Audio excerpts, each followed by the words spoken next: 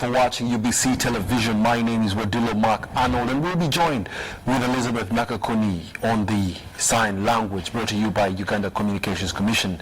But first, let's take a look at tonight's top stories before we get into the bulletin. President of Equatorial Guinea visits Chiriandongo. Office of the Prime Minister delivers relief aid to Bundibujo flood victims. UBC investigates HIV prevalence in ghettos. And cargo traffic floods Malaba in festive season. At sports, the new sports minister of Boa outlines his vision.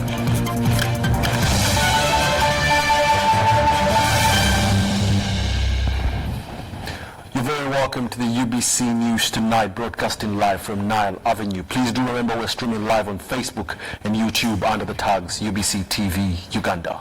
In our top story today, with its open door policies to refugee, Uganda is to host over 1,100,000 refugees. And in that respect, on the 14th of December 2019, the President of Equatorial Guinea, His Excellency Teodoro Obiang Mbasogo, who is also the African Union Champion of Refugees, Returnees and Internally Displaced Persons, conducted a humanitarian assessment to visit to Chiriandongo refugee settlement ahead of the Global Forum of Refugees due to take place in Geneva.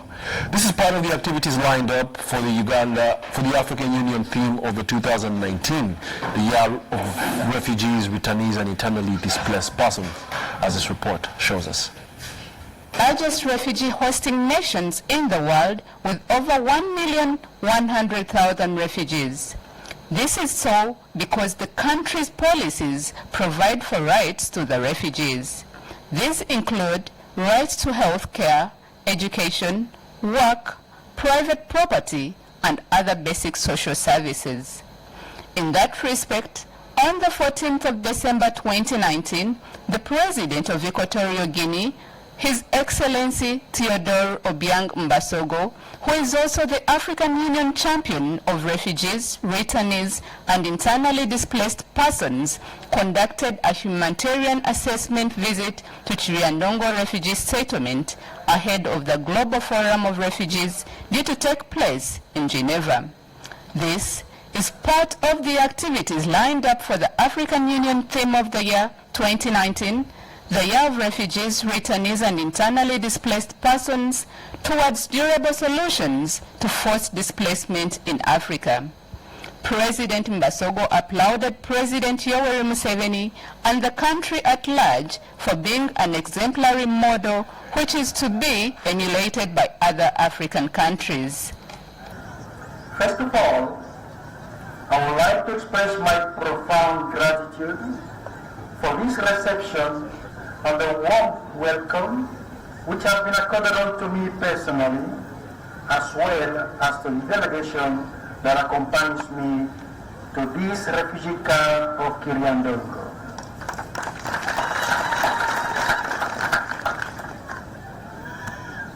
It is for this reason and many more that I do congratulate the people and government of Uganda, and most especially, and with great recognition, to my dear brother, His Excellency, Yoweri Kaguta Museveni,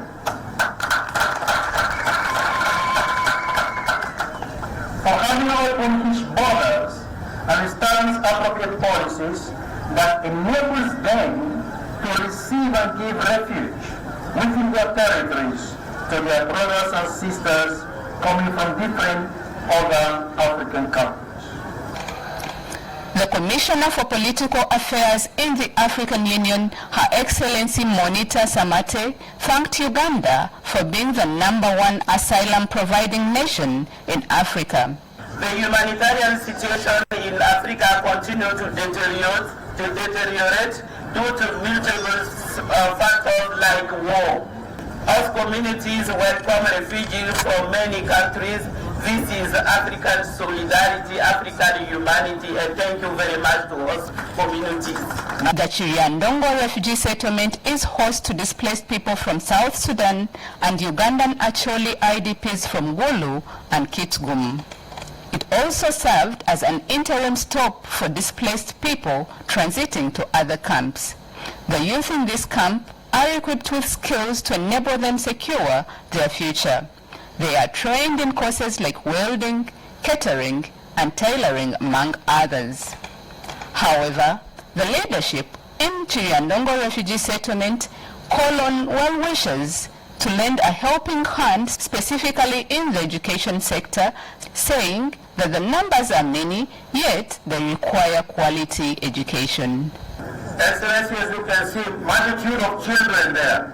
There are all those children there. We are trying, but we call upon African Union to come and also give hands to Uganda. Make sure that these children get the best education they can. Priscilla Namara, UBC News. The Vice President of Uganda, Edward Kiwanuka II, has commended education institutions that embrace teaching of practical skills. He says that the institutions help reduce the youth unemployment that is currently a big problem in the country. Mr. Sekandi was also speaking at the commissioning of the Luyanzi Institute of Technology, teaching Chinese language and practical skills in Berugere, Wakiso district over the weekend. A detailed report on the story.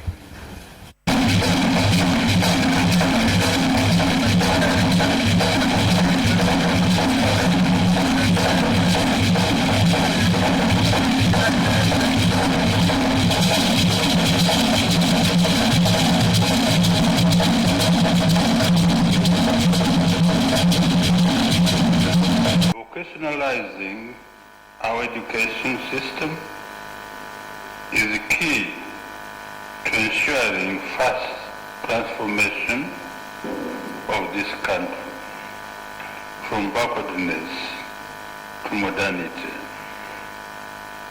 This is the path all other developing and fast developing countries such as China have taken.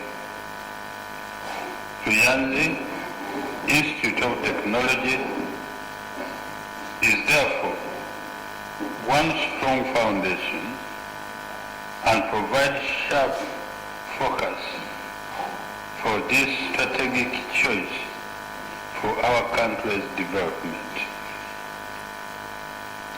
Ladies and gentlemen, close to 80% of the population of Uganda are youth under the age of 35. And many of them are not employed, partly because they lack requisite skills that suit employers' requirements.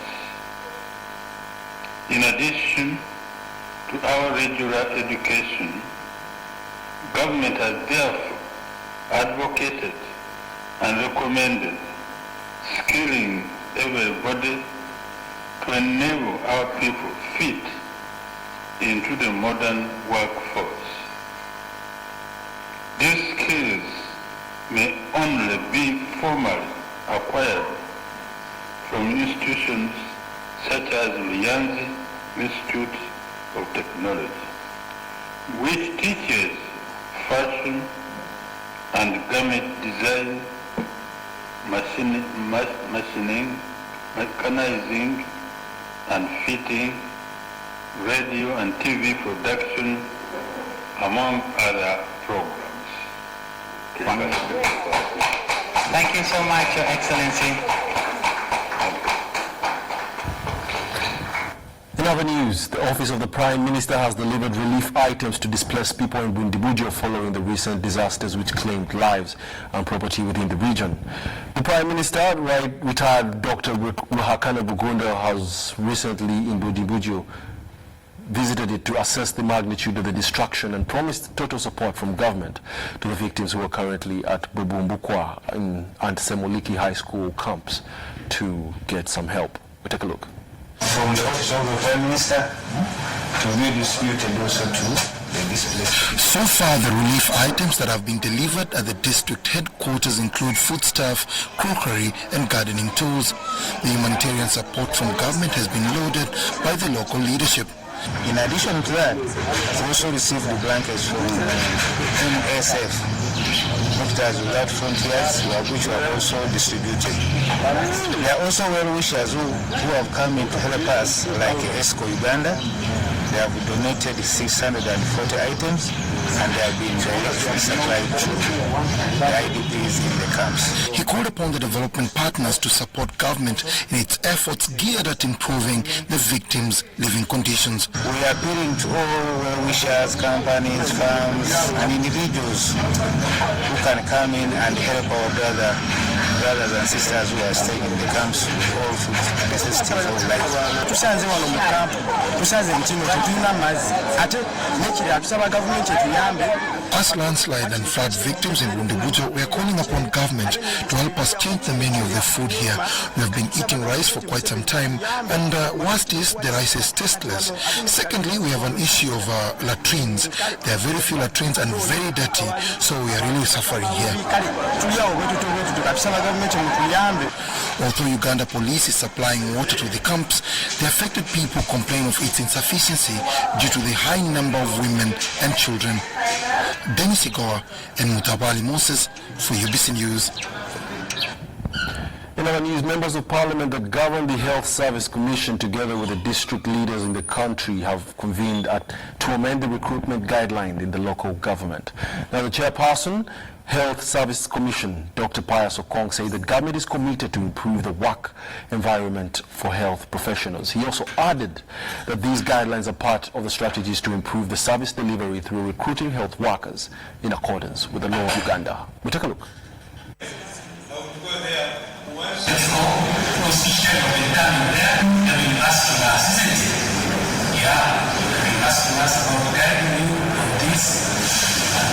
Issues that are guidelines have been there for quite some time, but we assure you that this is going to take place. The primary objective, of course, of developing these guidelines to this level is to ensure consistent, standardized, and uniform manner in the recruitment and selection processes at all levels of health service, and we want to be passionate about a healthy population. Notwithstanding some challenges that persist in attracting and retaining the professionals in all parts of the country, I assure you of the commitment of government to improve the work environment for health professionals in order for them to provide required health services to the citizens of Uganda. These guidelines are therefore part of the government's strategy to improve service delivery through the recruitment of competent human resources for health in a transparent and standardized manner. We shall have additional interactions when we are disseminating and implementing the guidelines, and God bless you all.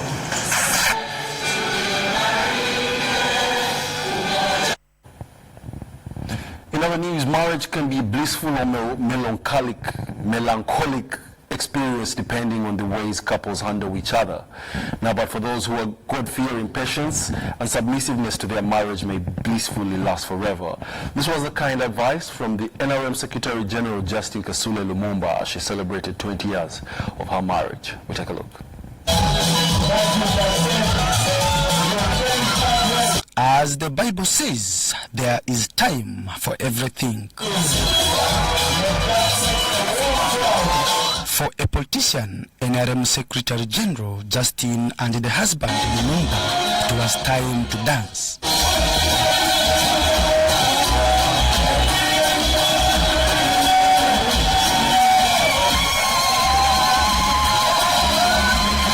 The dance was to celebrate 20 years in marriage.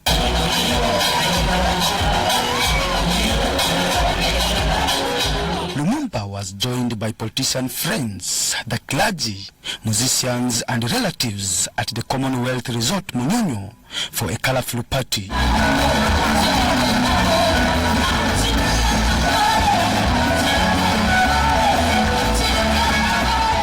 Music ranging from the old classical tunes to the contemporary vibrant jams brightened the day. Justin applauded her hubby for understanding her as a wife despite her political career.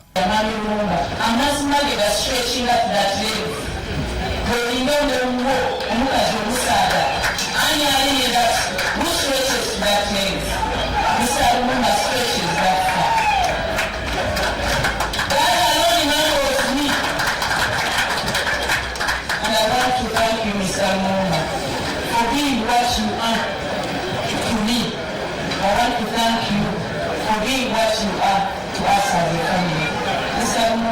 Patrick, on his side, encouraged the men to be God-fearing, patient, and submissive into their marriage to build a better family. Marriage has 3 phases: the honeymoon phase, reality phase, and mature love. I've been married to Justin for 20 years. Now, do you have challenges? Yes, we did. I had challenges in the first phase. In the second phase, that's reality. But I want to thank God that during that phase, I got a revelation. I got to know God. The main celebrant commended Lumumba and the hubby for building their marriage under God's principles. People who never thought of the deeper spiritual meaning of marriage can come to feel that their marriage was an unfortunate mistake. Thank God, Patrick and Justin are here to demonstrate the opposite. For UBC TV News, I am Philip Aguta. Honeymoon, reality, and real love. The 3 stages of marriage. Thank you very much, Philip Aguta, for that beautiful report. In other news, the State Minister for Water, Ronald Chibule, has renewed the government's commitment on every village to have a safe and clean water source. Chibule applauded the President for reappointing him as the State Minister for Water in Saturday's cabinet reshuffle, which saw some ministers exit their cabinet positions. He was commissioning the water well project in Mukono, contracted by the Chinese for the vulnerable communities. We take a look. Ronald Chibule has pledged to improve access to clean and safe water across the country as he embarks on the new term in office as the State Minister for Water. It is a vote of confidence that I have delivered, and I can only promise that since NRM has a mandate, we have our 23-point program for this Sanja Kuna Mchezo, and water is one of them. I believe in my sector we have put a new demonstration of irrigation dams, both big and small, the micro and the macro. He says the idea is to reduce on disease burden associated with drinking unsafe water. I thank the investors, particularly for this, that they will continue doing more as part of their social corporate responsibility in Uganda. Water and sanitation reduces on the health burden, the threats for our lives. Once we sort the water and have safe water, the disease burden for Uganda will go down. And this is achievable through such initiatives. He was commissioning a water well project in Mukono, contracted by the Chinese for the vulnerable communities. I hope I can bring love and strength to every person in need. Yes. I hope our friendship can be better to better. Thank you. The commissioning of the water well on Sunday marks the 8th one in the area since the charity campaign to help the vulnerable communities by Chinese was launched 2 months ago. And with our efforts, we are able to keep in making this well for this community. If you see, today our Jaja, he come here, he likes our well because this well, it's not only serving for the community, it's also function for serving the people who is traveling in Jinja Road. So that's why we call this one is a lucky well. It's a number 8 in China.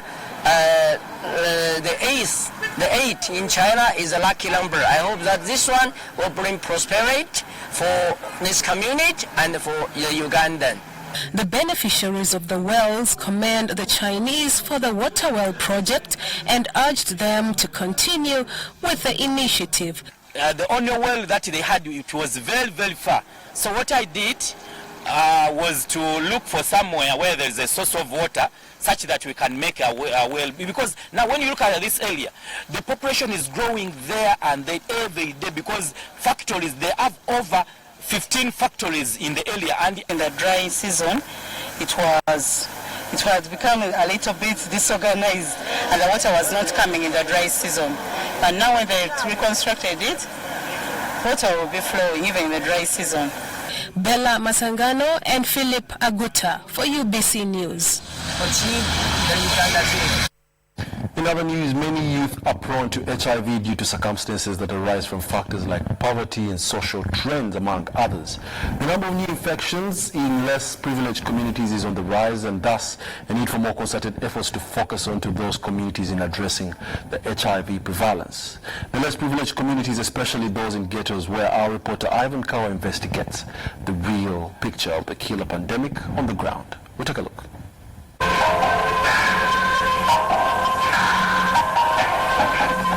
I wanted to put something down, something musical, artistic, about my feelings and about the feelings of what I thought were the feelings of other AIDS patients. The feeling of helplessness, the feeling of loneliness.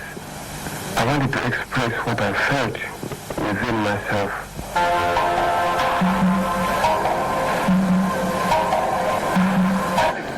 HIV, human immune virus, is mostly spread through direct blood contact with an HIV-infected person. The act of sexual intercourse can lead to one acquiring the HIV virus, although one who practices unsafe sex has higher chances of acquiring it. These are stories well known to many, but it seems other factors leading to the spreading of the disease are what remain unattended to. In less privileged communities, slums hold a number of youth, and this is the cluster of Ugandans that's most prone to HIV/AIDS. This is because quite a number of youth find themselves engaging in lifestyles that they consider trendy, as is the norm today. The other contributing factor is unemployment and stress of the so-called big spenders, sugar daddies and sugar mummies, and other such people who take advantage of circumstances in which they find their prey. The victims, who in most instances are the youth, are hoodwinked into engaging in sexual activity, thereby risking contracting HIV. Ate abakyala abakulu abamuyina tebagala abaana abato abalenzi bambasiige balaba omukyala omukulu naye bakamwana w'omunne namusiga AIDS. Oba oliawo olaba omusajja ntibafunayo wali akakazi nkaguzeyo 15,000 kangende nkagire ebiri bye baalagira kitegeera awo ate agenza ebiri bye baalagira tayambadde kati ate abaana abato obuzibu bwe tulina bagenda ne baagala abaana abakulu abakyala abakulu abaana ab'emyaka emito abavubuka ab'emyaka nga 15 neyeewanika ku mukyalo omukulu omulwadde wa AIDS. Buno mulimu obwana obuto myaka 13 14 nomusanga nga yegase ku musajja myaka 3 myaka 4 naye nga tamanyi detailo ze eza life ziyimiridde zitya obulamu bwe buyimiridde butya mu kufuna embuto nga bakyali bwana buto mu mbuto mwe bafunira ki bafunira n'ensirimu. You know, ghettos having many people. There are those who are married, those who are not married, those who are single, those who are searching. Whereas interventions are in place to curb HIV prevalency, How and when it gets into someone's body might be an issue of self-discipline. In my own experience, I did do my own experiment whereby if I was with a woman, I did try, not through force or anything, to have sexual intercourse with them without putting on a condom. 9 out of 10 failed that experiment, but that was a personal experiment, which shows me that it's my responsibility to protect myself. In most ghettos in Uganda, government supplies condoms so that the users can protect themselves from contracting HIV, the virus that causes AIDS. I actually came across a number of cans, containers where condoms are put for easy access in places such as guest houses, hotels and lodges. However, the problem is that some youth are shy when it comes to purchasing condoms, hence resort to getting the action in their own way. If you are in a conservative, traditional culture in society, that's what happens. Morals, you know, sex before marriage is wrong and you know, it's immoral and whatnot. Then the youth see it as something that is something sinful, something that has to be secret. Nobody should know about. Then they're ashamed, they're ashamed to buy condoms in public. Wantu wafuna olulimi lwe tuziyita wano nga mu ghetto. Nze kyemanya ekintu kimu wemba sikayise ka asidi nja kugamba mpaka aswiti kali. Ati wali wona aba abutunda aba akitegeera. Ati wabanga akitegedde nawe omulamu oba ogutegeera agenda kwesanyusa. There is nothing like being shy about it. If you're shy and you can't go and get condoms to use them, then please abstain. That's my message to the youth. And if you can't abstain, if you can't use the condoms, then you will definitely get HIV/AIDS, and you all know that there is still no cure for HIV. There are allegations that these condoms are not used and that the youth fail to consistently take their medication. Tebalina budde bwabwe kubanga ebiseera ebisinga balwadde batamiivu. Omutamiivu onagikuyokya kondomu osobole okugenda ku munno. Akubafa mwe tusula tutera okulaba nga abantu bayiya eddagala lyabwe, tulaba obucupa empeke ennene bwezi tibazisuula. Abamu tebaagala kumira ddagala. Nabino bwe baleeta mu ghetto nti kwekebeza naye olumu balimba abantu. Balina okwogera ekituufu kati pulekiza bwe banajja ne bagamba O7 omusirusirenti wange olina akalwadde making sure nti ngenda ku ddwaliro nfune ki eddagala. Because I have seen some girls have picked these stories from youth that they go and get this PrEP and take it before having sex, and that is how they are preventing HIV from getting them. That is very, very dangerous.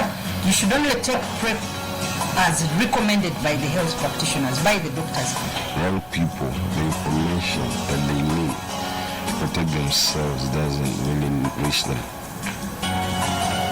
And besides that, their sexual activity doesn't include so much of protecting themselves. We still carry on with the message, appealing to the youth to abstain, but of course it's a difficult thing considering that now at age 13, 14, some of our youths are already sexually active.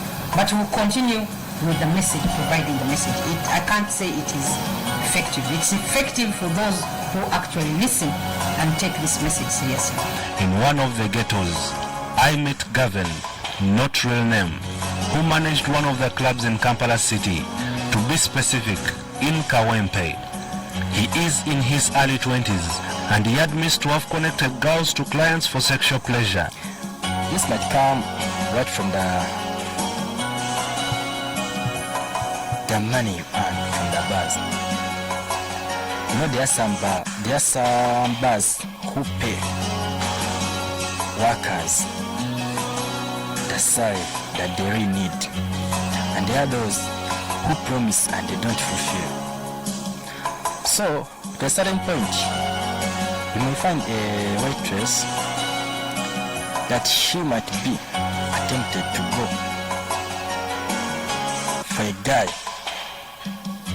not because she wants, but because she's having her own desires. In Kampala City, Uganda's capital, it is evident that in slummy areas, bars, restaurants, and anything melodious attract the youth. To find out how the youth are persuaded into engaging in sexual acts, I decided to go undercover, and my targets of interest were bar attendants and waitresses.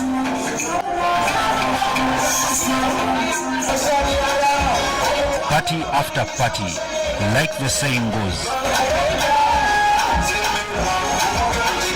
I spend nights stalking some ladies in a few bars in the slums. Young innocent girls operate in these areas, and lodges are just a few meters away. Lodges ezisingamu zireeta obulwadde kyekyo ekisooka. Lodge zireetamu ebintu bingi, owulira ekyo. Mwe muva sifirizi, mwe muva enziku, mwe muva buli birwadde by'omanyi byonna biva mu lodge. Ne bwe ziba size ezinene ez'omu kisenyi, ne bwe ziba ezo ez'aba VIP, ebyaddala zonna zivaamu obulwadde. Imagine the existence of lodges constructed using timber.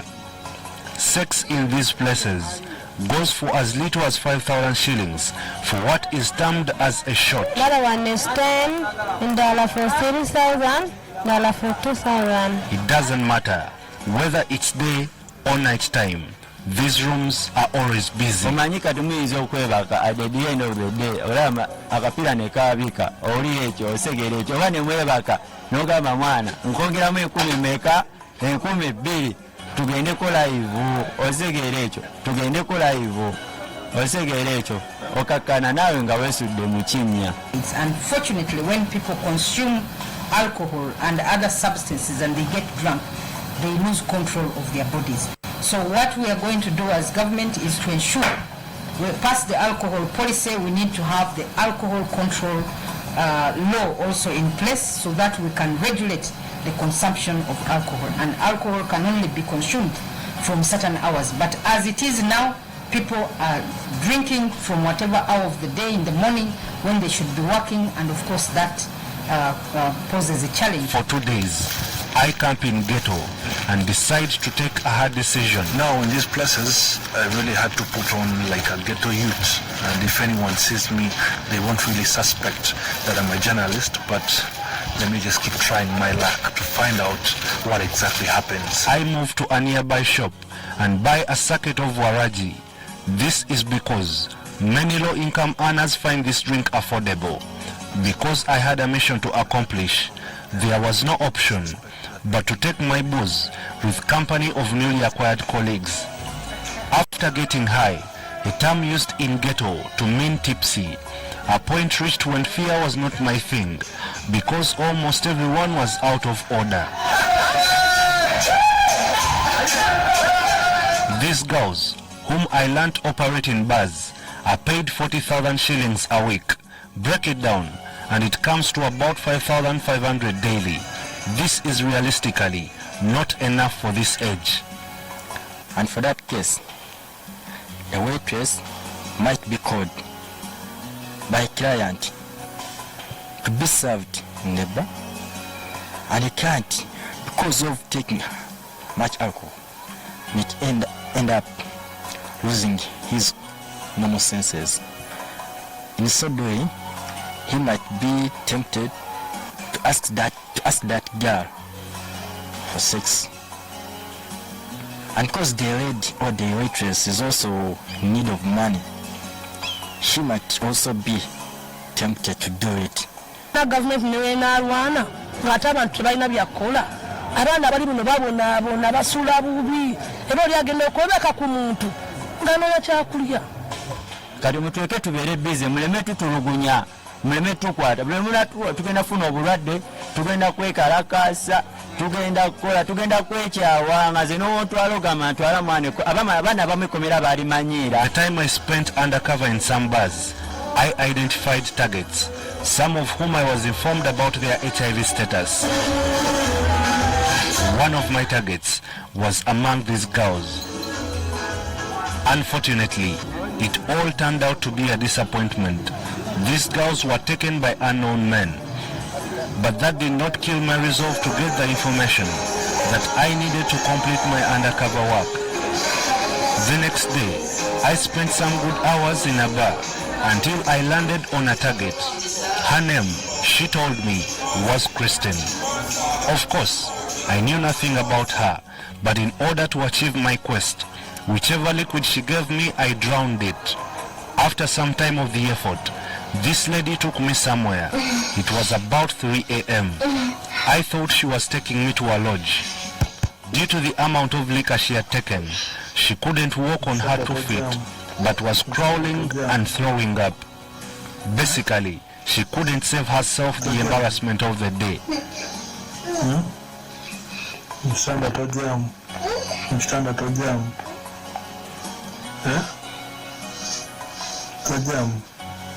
I was shocked to learn that it were her rentals.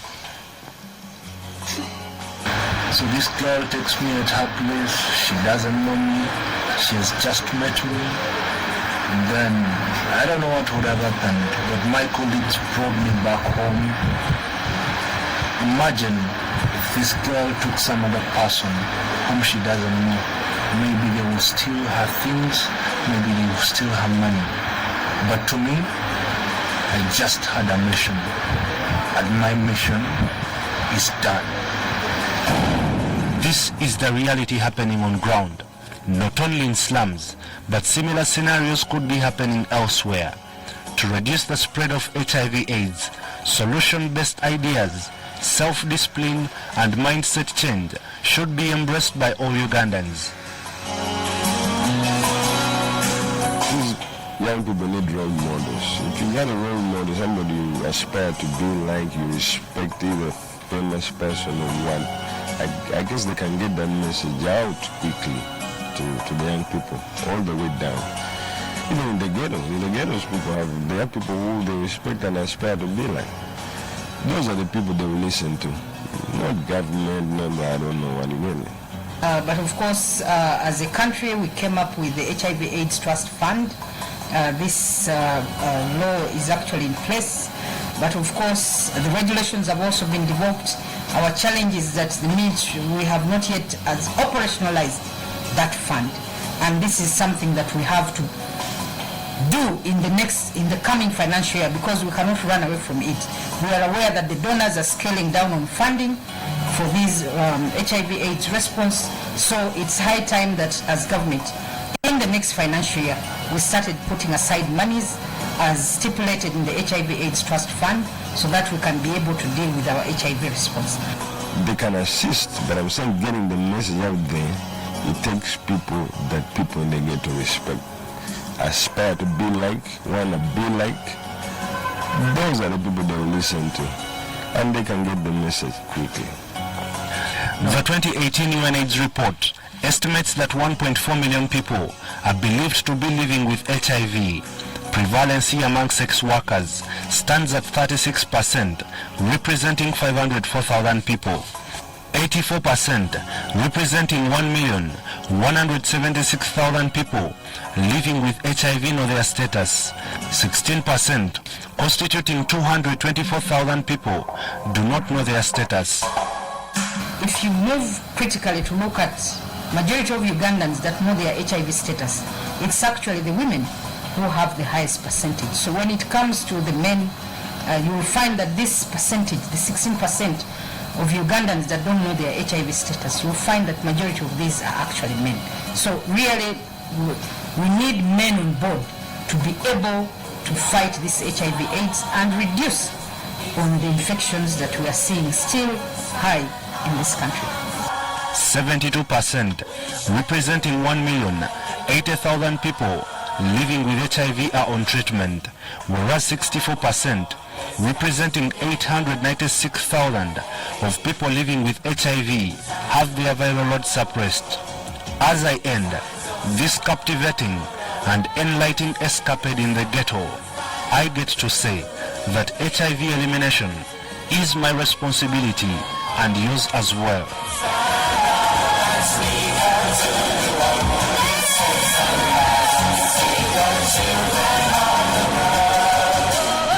HIV is a reality before mankind, and whereas experts are working hard to find a cure for HIV, all beliefs and theories should be put aside and concentrate on abstaining, being faithful, and using a condom. I know my HIV status. What about you? Remember, prevention is better than cure. Ivan Kahwa, UBC News in Kampala.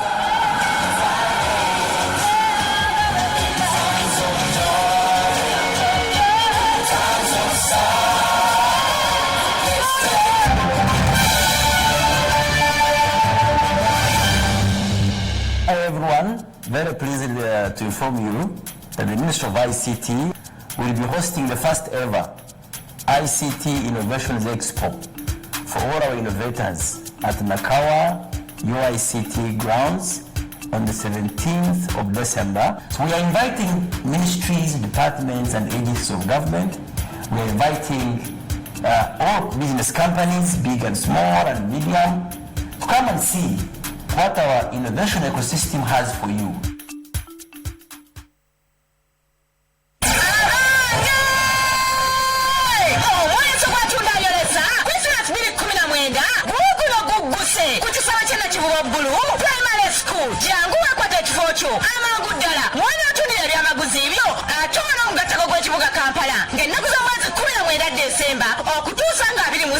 December, Guagidwa, UBC TV, Pep Scholar, Bella Wine, Narangu Kambiefuna, Kusta TV, Emunyenye Kwanga.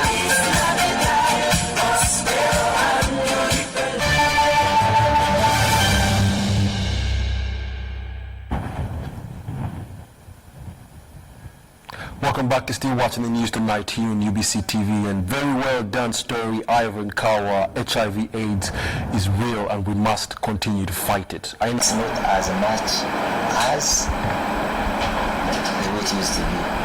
And however, sometimes you see, once you put efficient processes in place, now you would find we are inefficient and all of it comes around this time and we are congested. But where you have an efficient system, it means you even cleared them earlier and knowing them because there was a continuous flow. But where there are a lot of delays, then you will find all of them are coming in a rational time because they had been delayed. So there you are able to recognize them. But where you have had now a system whereby there is continuous clearance, you cannot feel them. But it is true. There is an improvement due to the festive season which is coming. It's a rush hour. If you move here, you are going to see a lot of people moving in and out. Buses come, people are going to shop in Nairobi, coming back, automatically we already see change as far as business is concerned.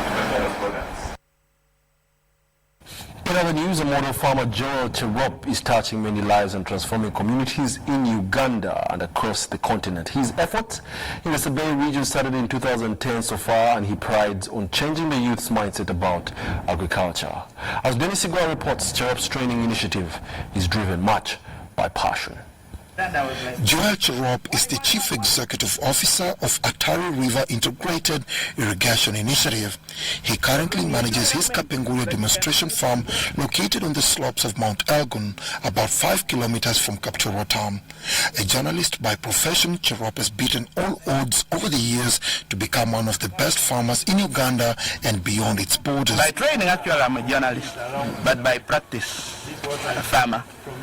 And I don't regret the decision I took, because over the last 10 years, the impact across my region, the impact in Uganda, the impact in Africa is so immense. Mine is more of passion. Mine is not about money. I have several youth who look up to me. I have trained them on my farm through a partnership with the Netherlands Embassy and a local NGO. We have trained thousands of youth on this demonstration. Some of them, as I speak, were graduates with ICT degrees. They are now extension officers. Hailing from the hills of Kapchorwa, Joel is a grounded entrepreneur and mentor for thousands of budding agripreneurs. In this vast agricultural area, Cherop is a perfect example for farmers whose goal is to maximize productivity per unit area. And then saving the youth. The youth are badly off. I say the president moving around with bags of money, giving it to the youth, it's not going to help because they are squandering it. Youth should be brought to apprenticeship programs like the one I have here. They get an element of basic training before we roll out to give them those big money. And same to Operation Wealth Creation. They have distributed millions of seedlings. In this region alone, we have received more than 500,000 apple seedlings. But if you go down to the ground to count how many apples are alive, they are not there. They are not there. Formerly we used to grow a lot of maize, but maize would take 6 to 7 months to mature, and it was promoting a lot of poverty. Raising fees was really a problem. Managing families was a problem. But today you can even see men are relaxed because at the end of 3 months, they have something to support their families. In their just concluded retreat in the eastern region, the European Union heads of missions visited Jerop's Kapenguria demonstration farm. Why he is a winner? Because he is a commercial, professional farmer who approaches his farm as a business. And that's, I think, the key to his success. He's not only a farmer, but he's also a businessman. And that's what we try to bring across to Ugandans, young or old, that if you want to be successful in farming, and you can, and it is not rocket science, but you have to know what you're doing, you have to be a businessman or woman and wake up every morning thinking, how can I improve my farm? How can I make more money out of the farm that I have? Jerop recently organized the first ever Sebe Farm Expo, whose aim was to expose young people to different agricultural value chains besides changing their mindset about agriculture. Dennis Igoa for UBC Business.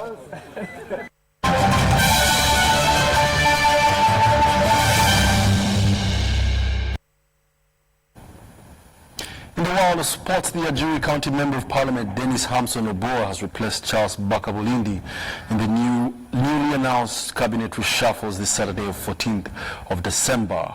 Oboa comes with a promise after 15 years of Charles Bakabulindi, and our senior reporter Amon Gabo in sports had a chat with him and our report.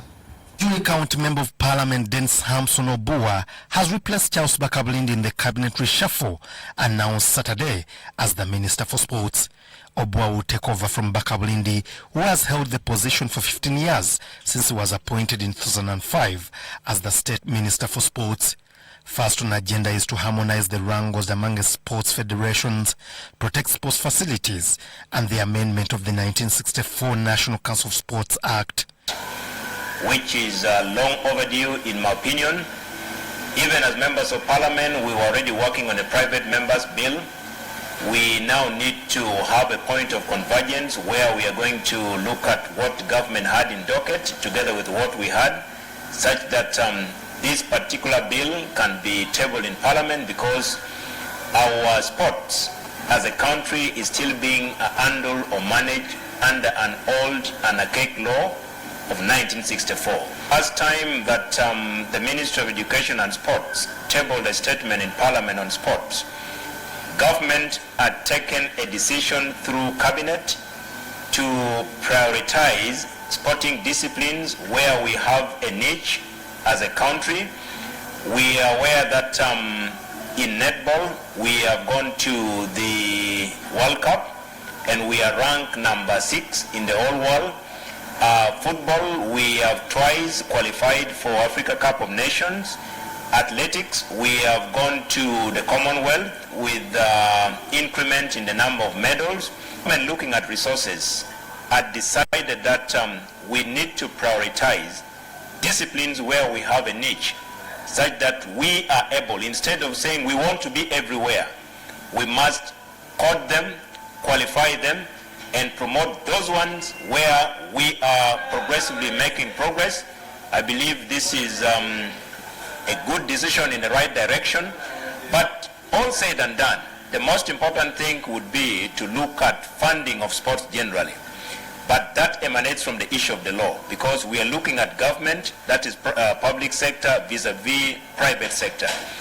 Before being appointed as a sports minister, Oboa has had his contribution towards sports.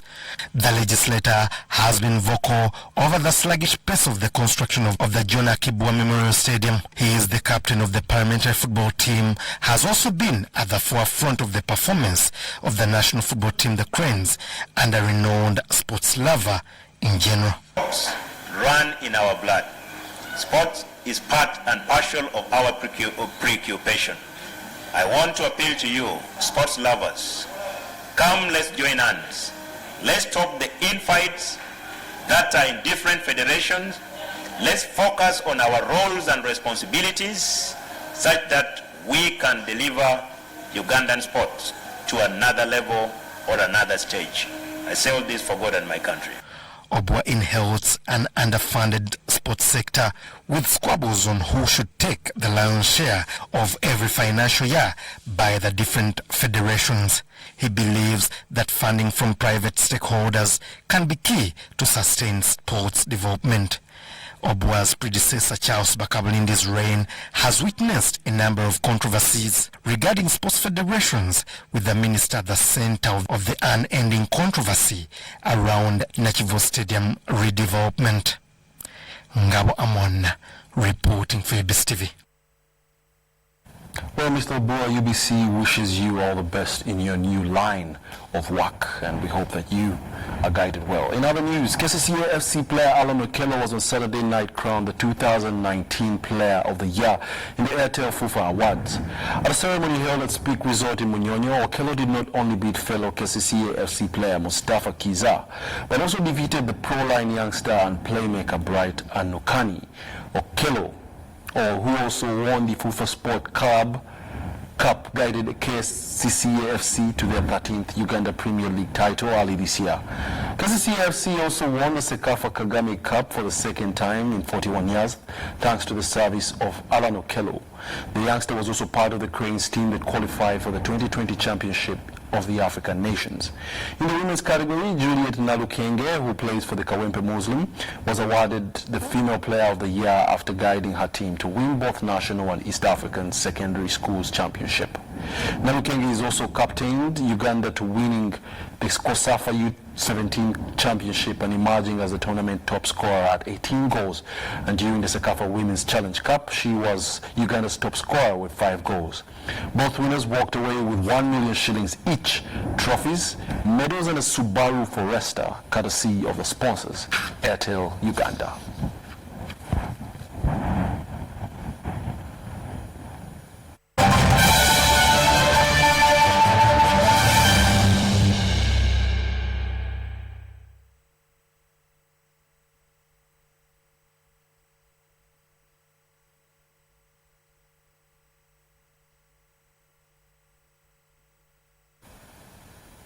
We've come to the end of our bulletin tonight. However, let's take a look at our top stories before we can say goodnight.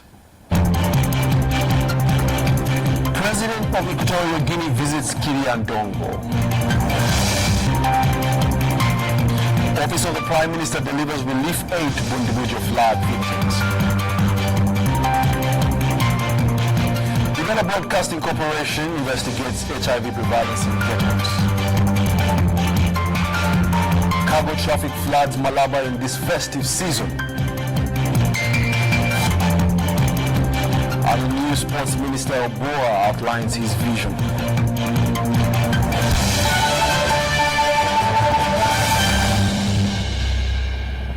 Well, it's sad that we have to say goodnight, but this is the end of the News Tonight bulletin. From the team and I, we say have a great week. My name is Wadulo Markanod, and on sign language, Elizabeth Nakakoni. Well, let's go through the weather update from Uganda National Meteorological Authority. I'm Daphne Kabasita Ansamba, and thanks for tuning into UBC. Today in the morning we had sunny intervals in most parts of Uganda. There's some areas around the lake, central part of the lake, and the southern part of Uganda we had isolated showers, but then late in the afternoon, still sunny intervals prevailed in most parts of Uganda, though some areas had scattered showers. According to a report that we received today, Mubende reported the highest amount of rainfall of 30.7 millimeters. Tora we had 10.5 millimeters, and Kampala we had 4.8 millimeters. Jinja we had 2.4 millimeters. Checking on the satellite image over Africa, it shows that the wind belt is still over our country. That's why we are having showers in most parts of Uganda. Tomorrow we're expecting to start the day with isolated showers in the southern part of Uganda, but then in the northern we're expecting sunny intervals. Later in the afternoon we're expecting sunny intervals in some few areas in the eastern part of Uganda, but in other parts of Uganda we're expecting showers. Temperatures expected to rise to 28 in the northern part of Uganda, and some few areas in Kasese where we're expecting temperatures to rise to 28, and then in Kampala we're expecting temperatures to rise to 26. In Kabale we're expecting temperatures to rise to 24. Western part of Uganda we're expecting temperatures to rise to 27. Going to Nairobi, Dubai, Paris, we're expecting showers with temperatures rising to 25 in Nairobi. And then in London, we're expecting cloudy conditions and we're expecting snow in New York with temperatures rising to 2 degrees Celsius. That's what we had in our store. Have a blessed week.